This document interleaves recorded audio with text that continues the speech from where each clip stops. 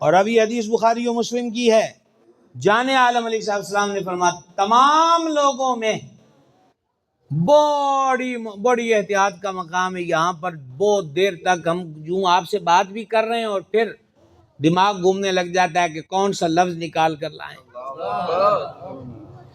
تمام لوگوں میں اپنی صحبت اور مال کے ذریعے جس کا مجھ پر احسان ہے وہ ابو بکر ہے۔ امتیو احسان فراموش نہ بنو، یہ امتیوں سے کہہ رہے ہیں، اس لیے کہ حضور پر کسی کا کیا احسان ہوگا، حضور تو خود سب پر احسان ہے۔ لقد من اللہ علی المؤمنین اذ بعث فیہم رسولا، حضور کے احسانوں کا ایک حصہ ہے صدیق اکبر، حضور کے احسانوں کا۔ جاگیے جاگیے، میں کیا کہہ رہا ہوں، تو صدیق احسان مصطفیٰ ہیں۔ کلمہ پڑھنے والوں احسان فراموش نہ بنو۔ سب سے زیادہ صحبت اور مال کے ذریعے جس نے میری مدد کی، احسان کا لفظ حدیث میں ہے، وہ ابو بکر ہے۔ اور یہ بھی سیاح کی حدیث ہے، کسی کے مال نے مجھے اتنا نفع نہیں دیا جتنا ابو بکر کے مال نے نفع دیا۔ صدیق باغ ہاتھ جوڑ کے عرض کرتے ہیں حضور میرا ہے ہی کیا، میں بھی آپ کا ہوں، میرا مال بھی آپ کا ہے۔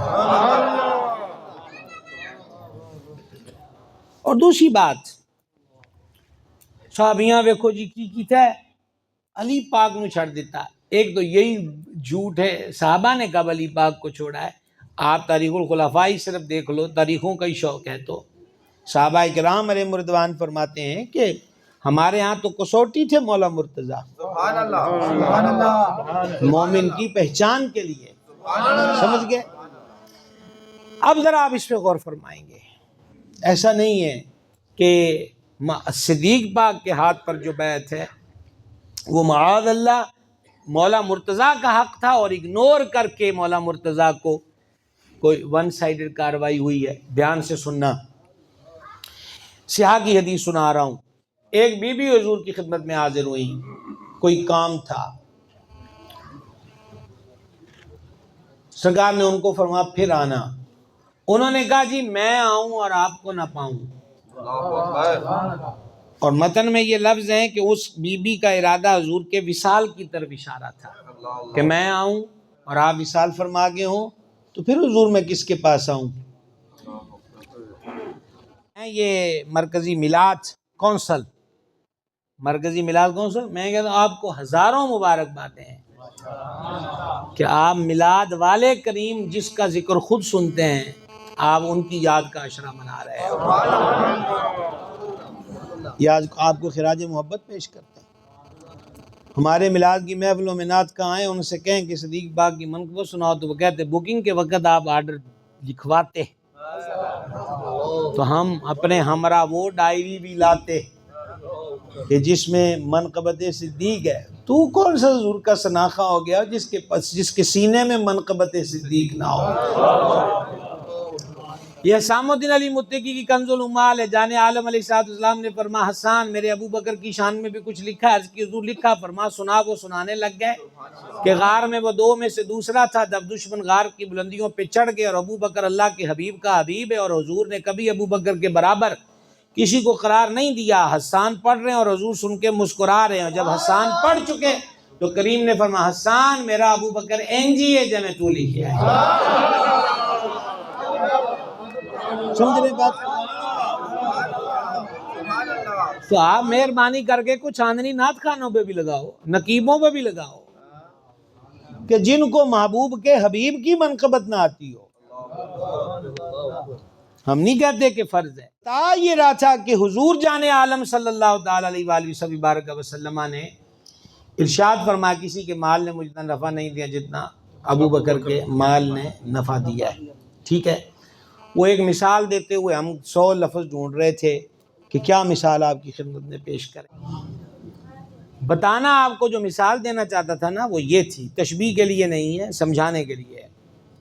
آپ جو بھی میرے بھائی بزرگ کسی کاروبار سے کسی بھی شعبے سے ریلیٹڈ ہیں، وہ دکان کی حد تک کا یا آفس کا، تو لین دین کا معاملہ ہو یا کوئی بھی، تو بندہ آئے اور وہ آپ اس کو کہیں تو پرسوں آ جانا، تو انہوں نے کہا جناب میں اگے بھی ایک دن آیا سی تسی نہیں سی، تو پھر میں آؤں تو پھر پیسے آپ نہ ہو تو پھر کس سے لوں؟ کہا میرا بیٹا بیٹھا ہے، بیٹا دے گا۔ کبھی ایسا بھی ہوا ہے کہ کسی دوسرے تیسرے کا نام لے دیا جائے کہ تم اس سے بات کر لینا، جو اس کا ہوگا اور اس کے لیے اس کے عہدے پر کھڑے ہونے والا ہوگا، اسی کا کہا جاتا ہے نا۔ اگر یہ سمجھ گئے تو اب سمجھو، بی بی کہتی ہے حضور میں آؤں اور آپ کو نہ پاؤں، فرما تم آؤ اور ہمیں نہ پاؤ تو پھر ابو بکر کے پاس آ جانا۔ تو کون بھیج رہا ہے ابو بکر کے پاس؟ صحابیوں نے بھیجا ہے یا ہم نے بھیجا ہے؟ خود سرور عالم علیہ السلام۔ اور یہ حدیث بھی سیاستہ کی آپ کو سنا رہا ہوں، اور یہ حدیث جو پہلی سنائی ہے وہ بھی زاریات کے آخری دنوں کی، اور یہ بھی صحابہ محدثین فرماتے ہیں زاری آخری ایام کی ہے۔ حضور مسجد میں تشریف لائے تو یہ غالباً ادھر محلہ ہوگا قبلہ، تو جیسے اس کے دروازے اس طرف کھلتے ہوں گے تو بعض صحابہ نے کھڑکیاں چھوٹی چھوٹی، جتنوں کے گھر کچھ چند تھے انہوں نے مسجد کی طرف بھی کھولی تھی۔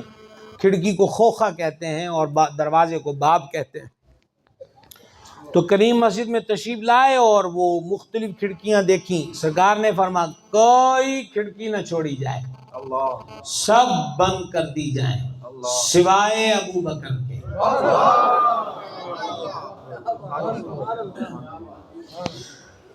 ابو بکر دا بوا کسی کو بند نہیں ہو سکتا، سمجھو یار۔ صدیق اکبر کا دروازہ کسی کے بس کی بات نہیں ہے، حضور نے کھلوایا ہوا ہے۔ اور آپ میں سے حاجی و معتمرین جو بیٹھے ہیں بابو سلام کے ساتھ ہی تو باب صدیق اور ساتھ بابو الرحم ہے، باب صدیق سے اندر آئیں، سامنے نظر سبز جالیوں پہ پڑے گی سر انور کی طرف، اور پھر پیچھے مڑ کر دیکھیں تو سبز رنگ کی بیک اور اوپر گولڈن حروف میں آپ جی لکھا ہی خوختی ابی بکر نے صدیق، یعنی یہ وہ جگہ کھڑکی کی ہے جو صدیق اکبر کا آستانہ تھا۔ وہ علامت آج بھی سبحان اللہ۔